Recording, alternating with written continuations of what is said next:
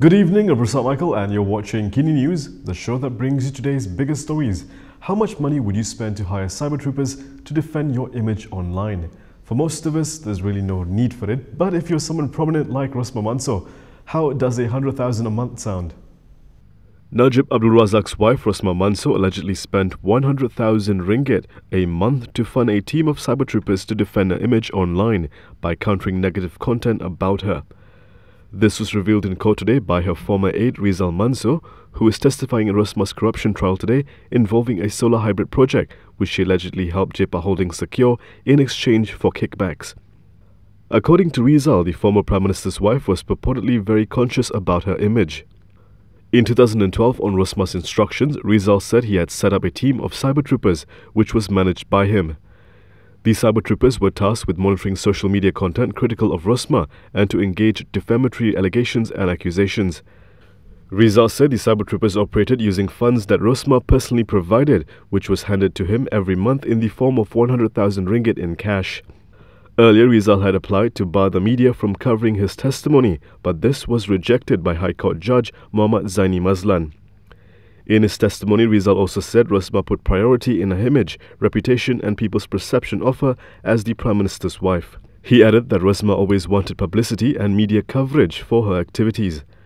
Rizal also told the court that he was hired as Rosmah's aide in 2009 through a specially created First Lady of Malaysia division under the Prime Minister's department and was paid by the Malaysian government. The Prime Minister will not reveal when G15 will be held, but he has called on party leaders and members to work as if it's tomorrow. Bersatu President Muhyiddin Yassin has called on Perikatan national leaders and members to work hard in his speech at the 4th anniversary celebration of Bersatu in Kuala Lumpur last night. But how hard exactly? Bila masa sampai pilihan raya tiba, rakyat akan bangkit dan bangun untuk memberikan mandat dan sokongan kepada Perikatan Nasional untuk membentuk kerajaan di masa yang akan datang. Jangan tanya saya bila pilihan raya nak diadakan. Yang penting dan perlu kita bekerja dengan secara bersungguh-sungguh, seolah-olah besok pilihan raya akan diadakan. Seolah-olah esok pilihan raya akan diadakan. Muhyiddin, who is also Prime Minister, stressed that PN leaders must reach consensus, hold discussions without feelings of jealousy and strengthen the understanding among themselves. The celebration yesterday was attended by party members from around the country as well as representatives from other parties in PN. Muhyiddin urged Bersatu members to close ranks and maintain the party's image of being trustworthy. Saya percaya kita sudah pun mulakan langkah ini sejak daripada dahulu dan saya harap akan diteruskan untuk masa-masa kehadapan.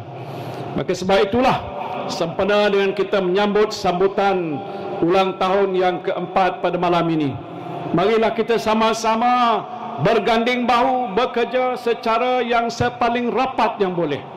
Wujudkan satu barisan kerja yang kuat dan kokoh.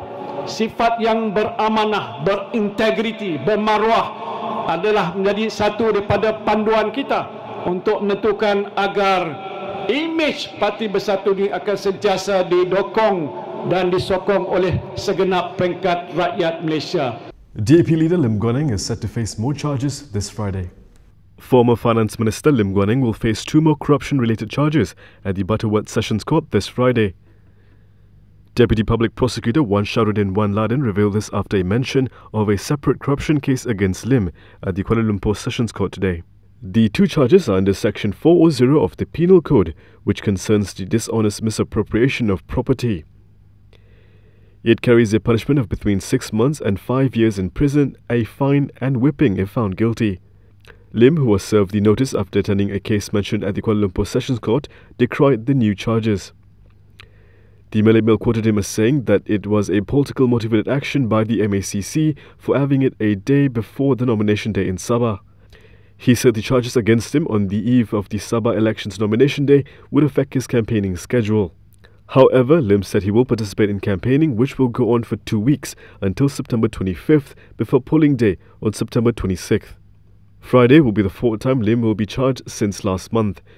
He pleaded not guilty to all the charges. Malaysia now has the highest number of active cases in almost 3 months. Here's the country's latest COVID-19 situation.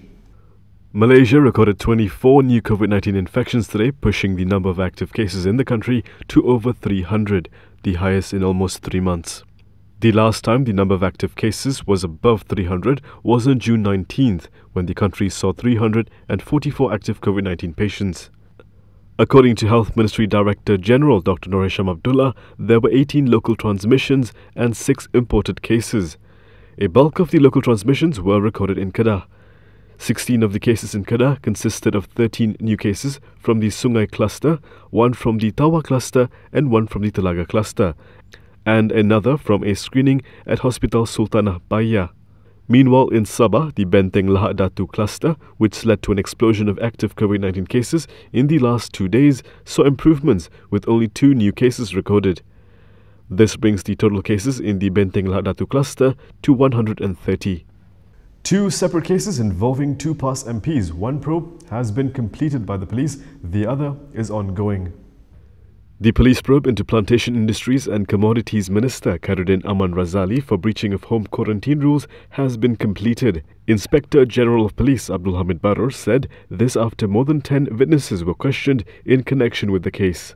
Atas siasatan telah pun saksi yang terakhir telah pun dirakamkan percakapannya, ya. Dan ini hari Rabu, ya. Hari Rabu, ya. Mungkin esok kertas siasatan akan diserahkan kepada pihak Jabatan Peguam Negara untuk pihak Jabatan Peguam Negara meneliti segala bukti yang kenyataan yang ada di dalam fail siasatan tersebut untuk keputusan selanjutnya. Ya, telah pun saksi yang telah pun kami rakamkan. Kenyataan. Offhand ada berapa orang saksi yang terlibat? Lebih pada 10. 6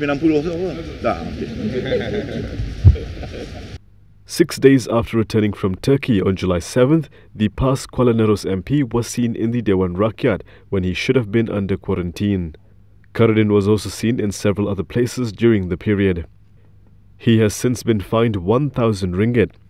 While he has apologized, Khairuddin has brushed aside resignation calls and maintained he had merely broken standard operating procedures and did not err at his job.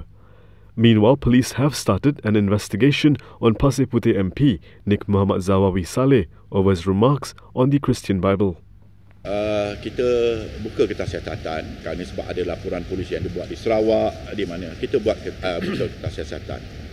Dan sekarang ni kertas siasatan telah pun telah keterangan saksi, kenyataan saksi telah pun dirakamkan. Kita menunggu sekarang ni daripada SKMM. Kita menunggu laporan daripada SKM berhubung dengan media yang digunakan untuk media yang digunakan untuk memviralkan video itu tadi, ya. The cabinet has weighed in on the fiasco involving Deputy Minister Zahidi Zainal, and it looks like they're taking Viviona's side. The cabinet has discussed the issue of Sabahan student Viviona Musibian and came to the conclusion that the statements by Deputy Communications and Multimedia Minister Zahidi Zainul Abidin and Deputy Finance Minister Abdul Rahim Bakri were incorrect and inappropriate. This is according to Science, Technology and Innovation Minister Khairi Jamaluddin. In a tweet this afternoon, he said the cabinet had also agreed that the real issue is internet access and other basic facilities, specifically in the interiors. He added that the government will do its best to improve. The issue first surfaced when Viviona posted a video in June showing herself up in a treetop to get better internet coverage as she was studying for her exams. Zahidi then claimed that she had filmed the clip to garner publicity and not for any examination. He apologized after Viviona set the record straight and passed the buck to Abdul Rahim and said it was the latter who had provided him with incorrect information. He had also blamed DAP for politicizing the matter and said that he was not trying to paint a negative picture against Viviona or blame the student. Abdul Rahim, who also happens to be the local MP of Sabah's Kudat constituency, responded by attempting to further discredit Viviona by sharing his sources of information. He deleted his Facebook post after netizens criticized him for using his platform to personally attack the 19-year-old. Both men have been criticised by opposition politicians as well as netizens, with many saying that the Deputy Minister should focus on improving internet connectivity in the constituency rather than target Viviana. Coming up next, COVID-19 vaccine makers have made a historic pledge.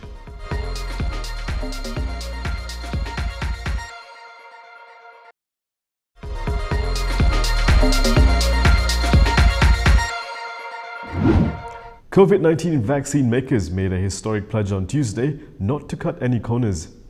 Vaccine makers have vowed not to cut any corners in the race to develop a treatment for COVID-19. On Tuesday, 9 leading US and European firms signed a pledge to maintain standards in testing. Signatories include Pfizer, GSK and AstraZeneca. The unusual move comes amid heated debate over how to speed access to new medicines.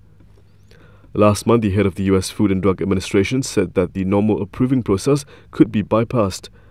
That's if officials are convinced that the benefits outweigh the risks.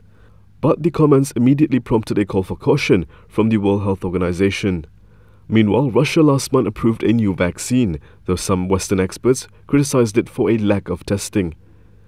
And in China, the head of Sinovac Biotech said most of the firm's employees had already taken an experimental shot. Now, polls have shown public concerns over the safety of new medicines. The pledge signatories say they want to allay those fears by sticking to the highest standards. That means large-scale tests, including control groups who don't get the vaccine. Pfizer's German partner BioNTech said there needs to be at least 95% certainty that any new drug is effective. The list of signatories is completed by Johnson & Johnson, Merck, Moderna, Novavax and Sanofi. A modest photoshoot in the UAE may have just made history. Israeli-made Taja may become the first model from her country to pose for a photo shoot in the United Arab Emirates after the two nations agreed to normalize relations last month. She posed in modest pajamas during a desert photo shoot alongside a UAE-based model known as Anastasia. Israel and the United Arab Emirates on August 13th agreed to normalize relations, making the UAE the first Gulf country and the third Arab state to do so when a final agreement is signed. The shoot, which involved the models waving the Israeli and UAE flags, took place in the sands of Dubai, one of the UAE's 7 emirates and a regional tourism and business hub. Fix is an Israeli women's lingerie and pajama brand. Out of respect for customs in the UAE, they model only pajamas. It's a very historical moment, and I'm very excited to be the first Israeli model shoots for an Israeli brand here, and I think it's gonna be like a big part of the historical moment of fashion and politics. Easily accessible visas for Israeli citizens and direct flights between the countries have not been established, so the photoshoot team arrived on flights via Europe and on non-Israeli second passports. It was the first time in Dubai that an Israeli brand, Fix, got permit to shoot in Dubai ever. So when we applied for the permits, there was no even option to choose Israel between the option of the company's countries. So we did everything we could. Diva Dubai did everything they could to make it work. Israel and the UAE have stressed the economic benefits that normalization could bring, with several business cooperation agreements already signed. And that is all from me today. For more stories, you can go to KiniTV.com. You can also follow us on Instagram, Twitter, YouTube and Facebook for the latest news updates. I'll be back with more tomorrow, same time, same place. I'm Rizal Mansor. Thank you for watching.